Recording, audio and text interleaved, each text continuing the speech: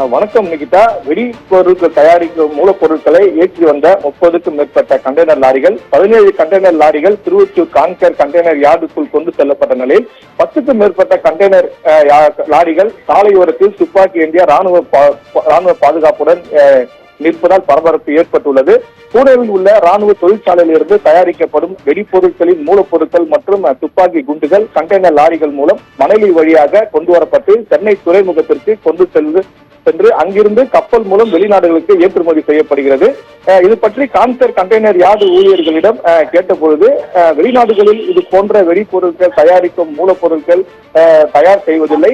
தயாரிக்கும் பொழுது அதிகபட்சமான கழிவுகள் ஏற்படும், ரசாயனங்கள் அதிக அளவில் பயன்படுத்த வேண்டி வரும் என்ற காரணங்களால் வெளிநாடுகளில் தயாரிக்காமல் இந்தியாவில் உள்ள தொழிற்சாலைகளில் ராணுவ தொழிற்சாலைகளில் ஆர்டர் கொடுத்து தயார் செய்து சென்னை வழியாக துறைமுகம் சென்று அங்கிருந்து ஆர்டர் செய்யப்பட்ட நாடுகளுக்கு கொண்டு செல்லப்படுவதாகவும் தெரிவித்தனர்.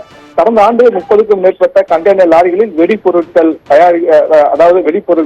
தயாரிக்க மூலப்பொருட்கள் மணலி கண்டெய்னர் யார்டில் இருப்பதாக வந்த தகவல் வெளியாகி பெரும் பரபரப்பை ஏற்படுத்திய நிலையில் தற்போது மீண்டும் 20க்கும் மேற்பட்ட லாரிகள் வெடிப்பொருட்கள் தயாரிக்கும் மூலப்பொருட்களை கொண்டு வரப்பட்டதால் பரபரப்பு ஏற்பட்டுள்ளது. இந்த பொருட்கள் எந்தவித பாதிப்பும் ஏற்படாது, இது வெறும் மூலப்பொருட்கள் மட்டுமே எனவும் இது பற்றி யாரும் அச்சமடைய தேவையில்லை எனவும் திருவொற்றியூரில் உள்ள கான்கேர் கண்டெய்னர் யார்டு அதிகாரிகள் கூறியுள்ளனர்.